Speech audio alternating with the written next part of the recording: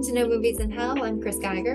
I'm Scott, and today we are reviewing Umma. Did I pronounce that right?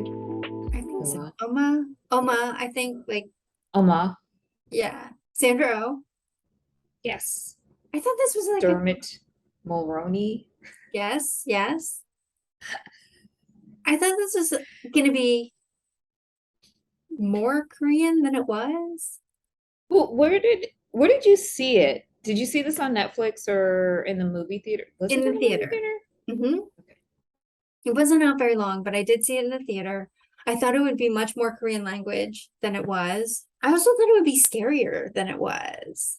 Like I thought Yes. it was a horror movie based on the trailer, but it turned out like it was just her own sort of hallucinations dealing with her mother. Psychological Thing. thriller. Okay. Yeah, but it was okay. I don't need to see it again. I don't know that I would recommend it for people who maybe don't like psychological thrillers or don't like Sandra Oh, or like if you have like a strike against it already going in, then you're probably not gonna like this movie. Oh, I feel like I felt the same. Like I just so happened to come across it on Netflix, and they give you little previews or whatever before you. I watched on my desktop too, so clicked into the experience. And then I was like, oh yeah, Chris saw this. I should watch it. And yeah, I thought it was gonna be like darker horror, almost like monster thriller movie. She has a daughter, like Sandra Oh's character has a daughter. Like, where's the backstory there? Right. Refuse to believe that you don't have electricity on your property for and or you're not explaining why you don't like electricity. I just feel like there were a lot of characters that came out of left field, and it just seemed like it's a little unfinished. And then they tried to add like or necessarily more. It did. There were a lot of things that were unexplained. If it were more of a horror movie, I could maybe get past that because a lot of things are unexplained in horror movies. I did want to know, like, how did the daughter come to be? Like, you don't really know what happened to the father. The electricity avoidance thing seemed very much like Better Call Saul, like where the brother doesn't can't be around electricity, but all of a sudden he can. Yes, Sorry if that was a spoiler for anyone. But yeah, spoilers. it seems like it all seems very like, oh, and what if we did this? Oh, and what if Mm-hmm. we did this? Like as they were writing it. I'm certainly not a screenwriter, so I don't understand the challenges of having to come up with a solid plot line, but I just feel like this one could have maybe workshopped a little bit more. Mm-hmm. But I like Agreed. Sandra Oh overall. I love her. So, it was enjoyable to watch. Let's go to the slides. Mm-hmm. Wow. So everything about this movie was average. Yeah, I stand by that.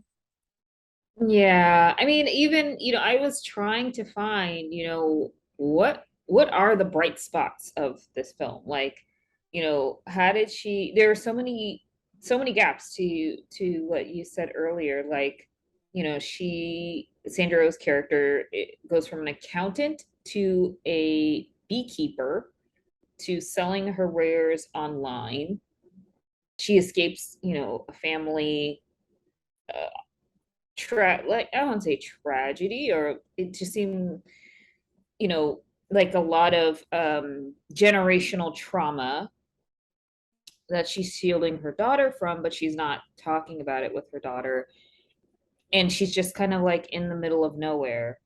And then all of a sudden someone is from the family tracks her down. Like there are just so many things. I didn't really see, for the custom hair and jewelry categories, there wasn't anything that stood out that was original or spectacular in any way. Yeah, I completely agree.